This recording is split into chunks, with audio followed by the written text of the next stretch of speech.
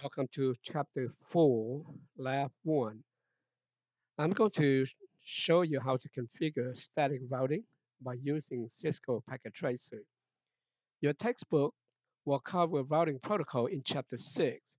However, there are many methods that the book tries to cover, and after reading it, it's quite difficult to understand.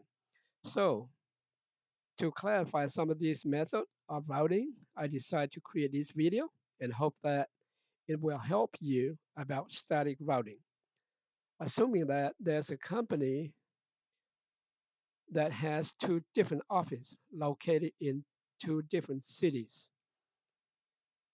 And for the office in one of the city, it used the subnet 192.168.100.0/24 set for its IP addresses. This is a private IP address, which means that the available IP address are ranging from 192.168.100.1 all the way through 254. Now, assuming that this local area network or this network will have total of 140 workstation. So this IP address should be enough for we to assign to the workstation or any server within this local area network. Now, in the other office location, the subnet mask is 255.255.255.0, or the setup IP is 192.168.1.0/24.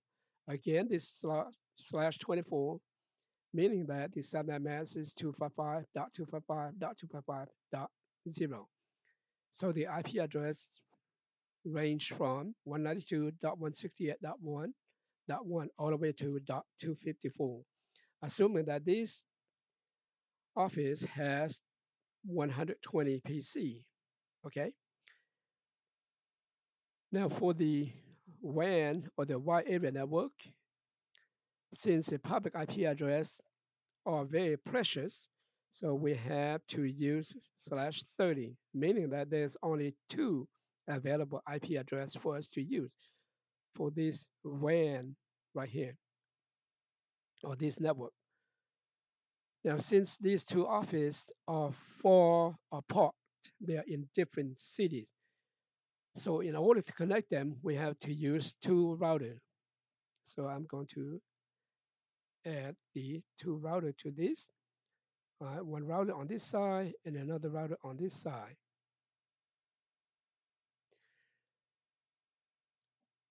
Now for the router to be connected to each other, we must or we need a serial port. Most likely that this route do not have the serial port. Let's check it. That's correct. So this router only have four available port right now. That is auxiliary, the console, and the 2 gigabit port. So we have to add a weak module to these two routers so they will have the serial port. So let's do that. As a matter of fact, when you purchase a new router, most likely that it will not have the serial port. You have to purchase the weak module separately. Okay, so let's go to the router. All right, now this is the weak module that we want to use. We want to use HWIC-2T. This is a high wide area network interface card.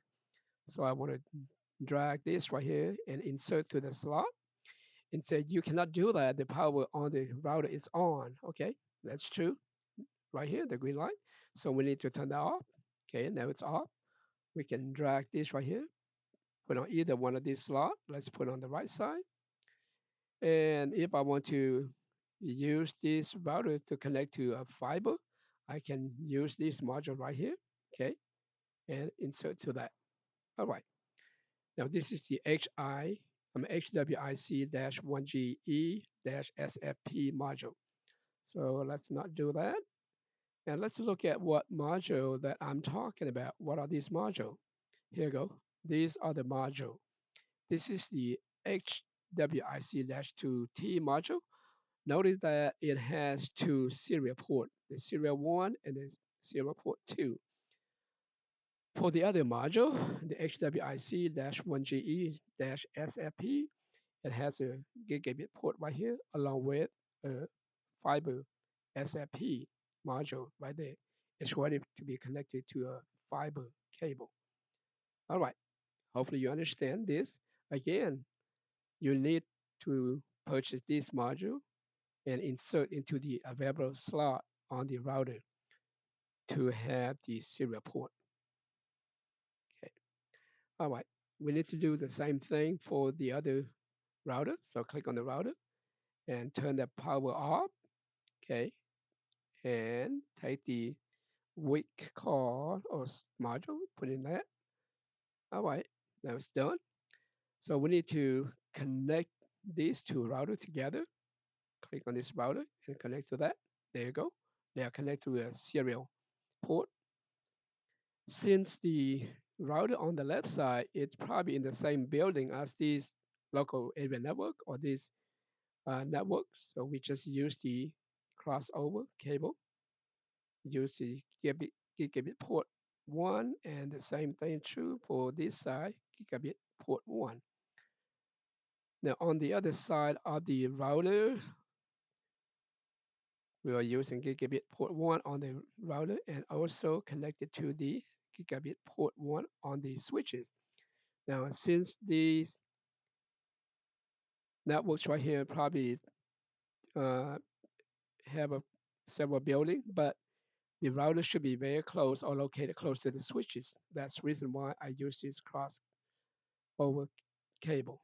Okay, so let's configure this router. We want to assign IP address to these two ports.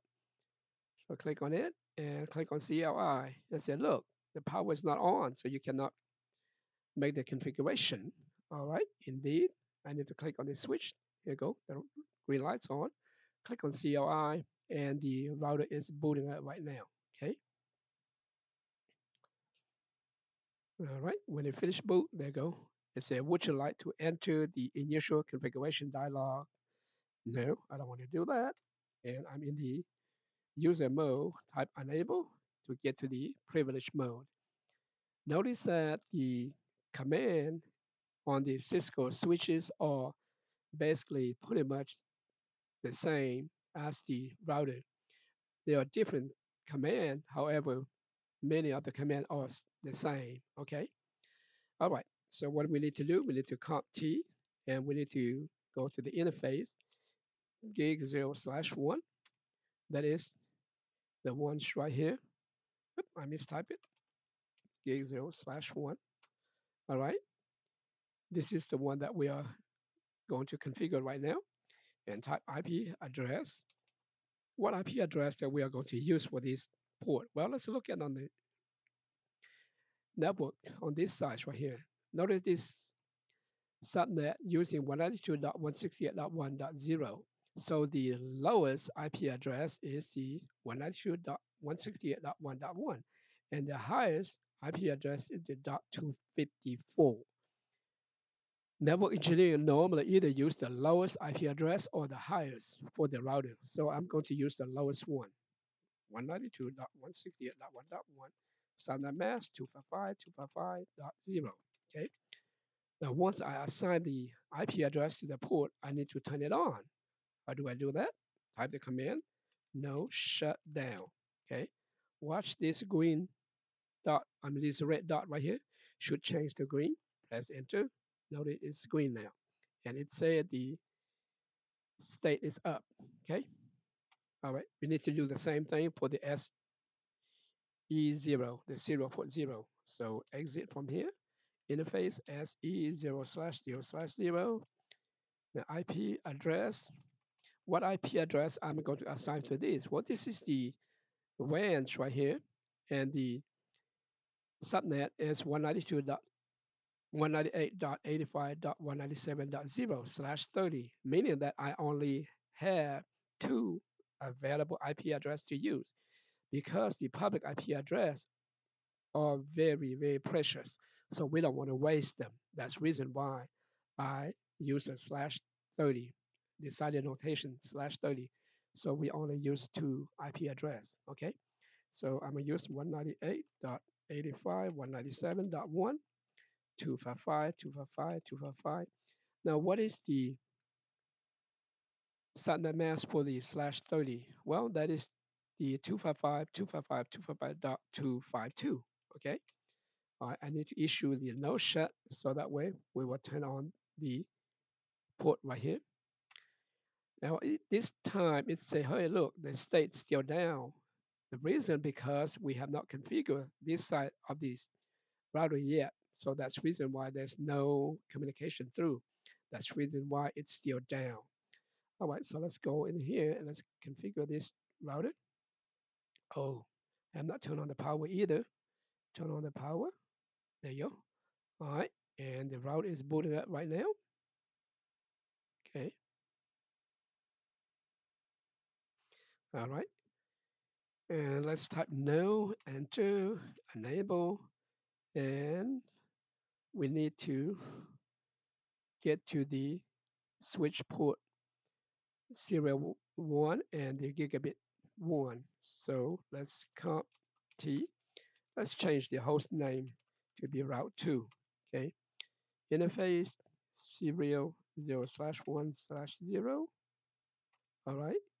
And we want to assign the IP address of 198.85.197.2 because this is the subnet.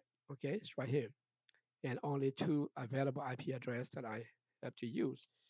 So the first one is dot one, the other one's dot two, 255, 245, 245, 252. All right, we have to issue the no shut command or no shutdown. Watch this red dot, it should change to green. Enter, there you go. They changed to green, meaning that they are communication between this port now. Okay, all right, press enter. I need to do the same thing for this gig one. So exit, interface, gig 0/1, IP address. Well, what IP address I need to use for this port? Well, let's look at it.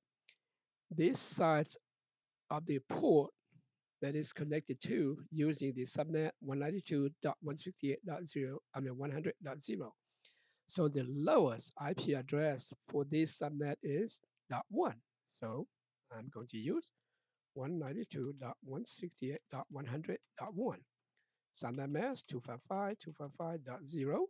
Okay, enter. And we have to do next is what? No shutdown. Okay. All right. So it's up. It's green. So live is good. All right, let's test to see if we can ping it. All right, I'm going to PC1, try to ping this port right here. Okay. All right. And let's look at the IP config. The IP address of this PC is .100. So we want to ping 192.168.1.1, which is the port gigabit 1 on this router. All right. Press enter. Okay, it's reapply from. That means communication go through this port. Let's ping the outside port that is serial 0. And that IP address is 198.85, 197.1. It cannot ping it. Okay, it cannot ping it. Now what happened? Well, let's take a look why it cannot ping it. Notice that I have not assigned a default gateway to this. Right here, look at it. There you go. There's no default gateway. So in order for traffic to go through to the other side of the port, you must assign a default gateway so that we know what to do. Okay. All right. So I need to click on this right here. And what is the default gateway for this local area network or this subnet right here? Well, the default gateway is the IP address of this port right here, where it is connected to this network. Okay. And that is 192.168.1.1. Okay. So the default gateway for all of these PC is 192.168.1.1. All right. Let's see if we can ping it now. There you go. We can ping it, this port right here now. So I'll go all the way from here to that.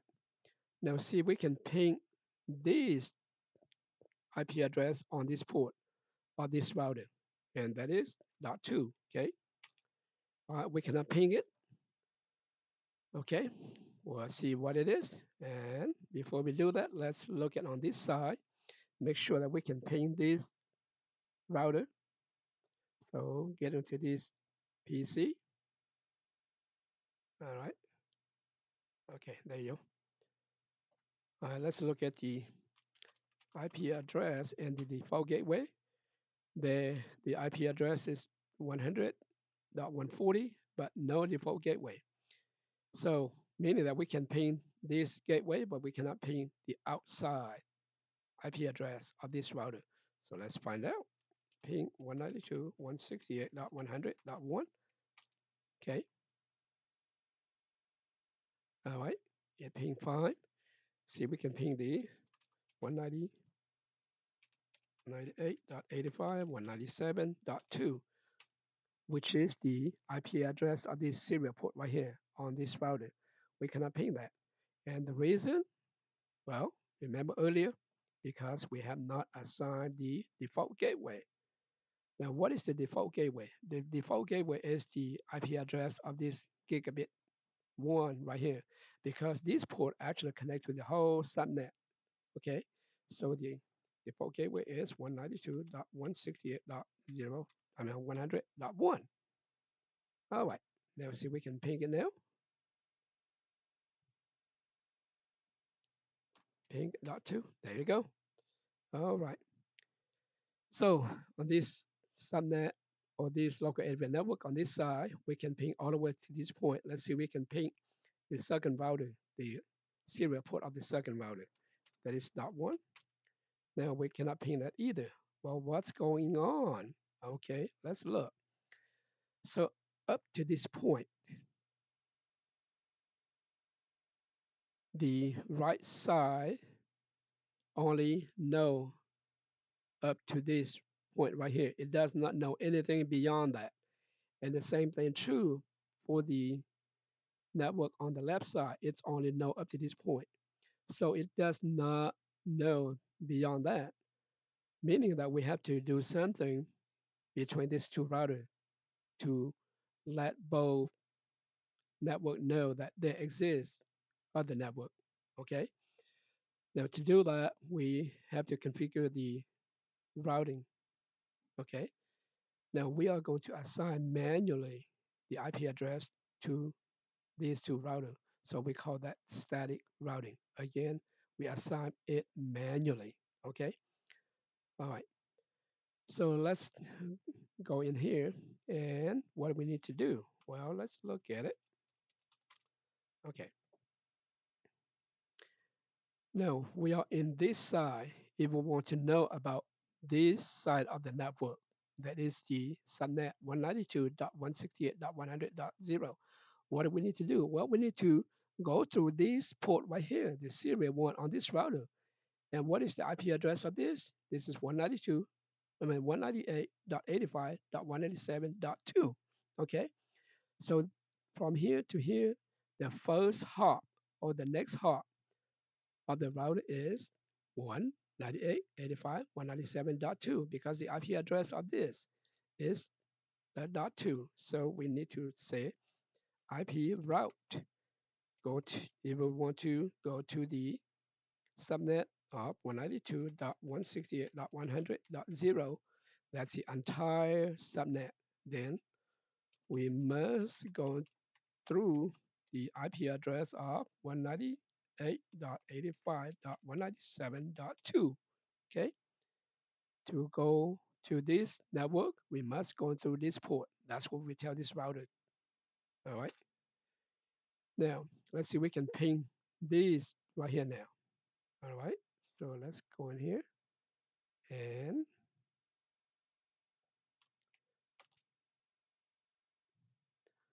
hopefully it should work.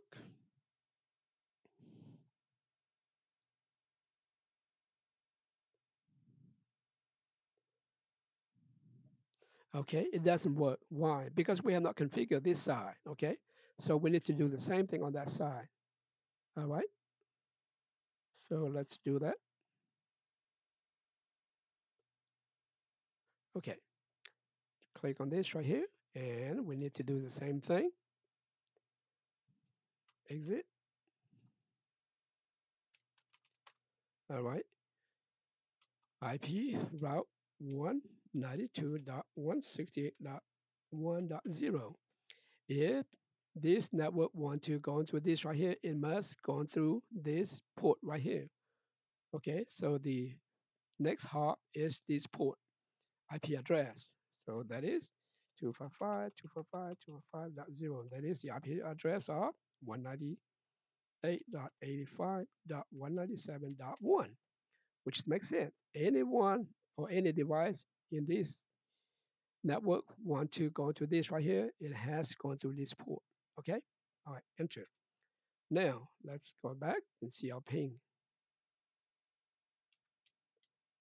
There you go. We can ping from this PC to this router.